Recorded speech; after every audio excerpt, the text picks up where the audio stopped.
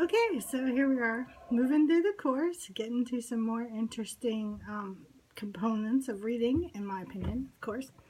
So this week we're going to talk about fluency. And a lot of you probably haven't given much thought to fluency or why it's important. And fluency is basically being able to read accurately at a good rate with emphasis and feeling, and in a way where you chunk the phrases and the material appropriately. Fluency is really important because it provides a bridge between word recognition with phonics, where we're working on letters and words, and comprehension. Fluency doesn't ensure comprehension, but comprehension is difficult without fluency.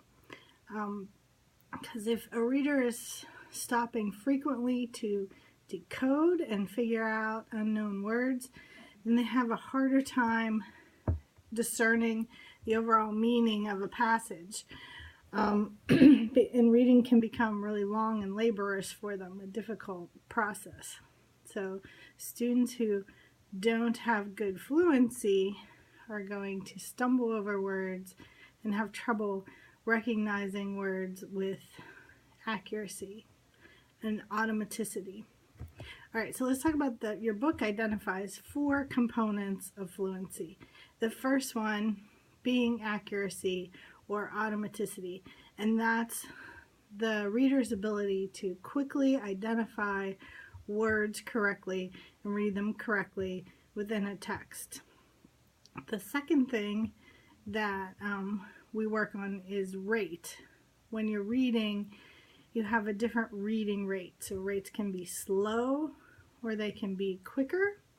And this, we want something that makes sense when you're reading it. So the reading rate needs to flow well. Prosody is the next one. It refers to stress, intonation, and pauses while you're reading. So as I pause there, that kind of thing. It's commonly called like reading with feeling. So you're giving emphasis to words where it's appropriate, leaving emphasis off of words where it's not appropriate.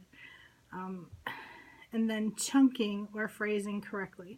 If you think about the punctuation within sentences, how we have introductory clauses.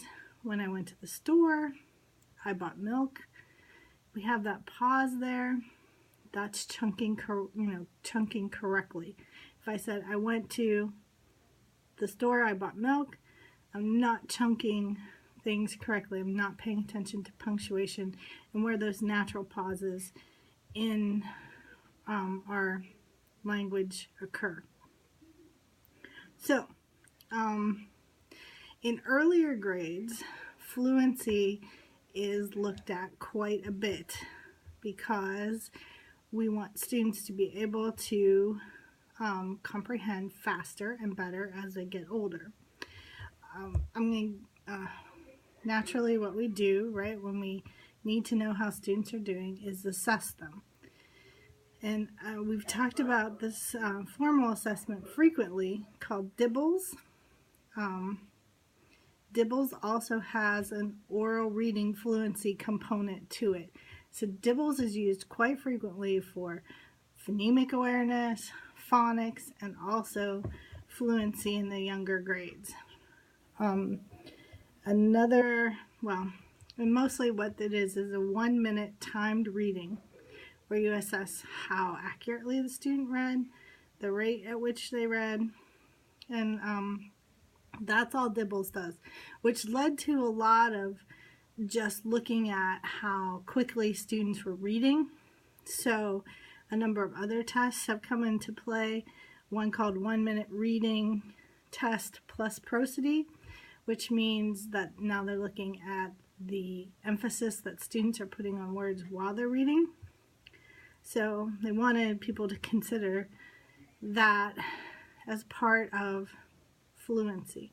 So they've come up with better and different tests. But DIBELS is still really popular in elementary schools for those first 3 components of reading.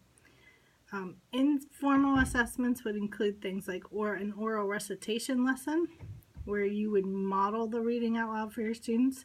As a teacher, you would do the reading, and then you would assign them parts of the reading to go back over and practice, and then you would assess how well they were doing that.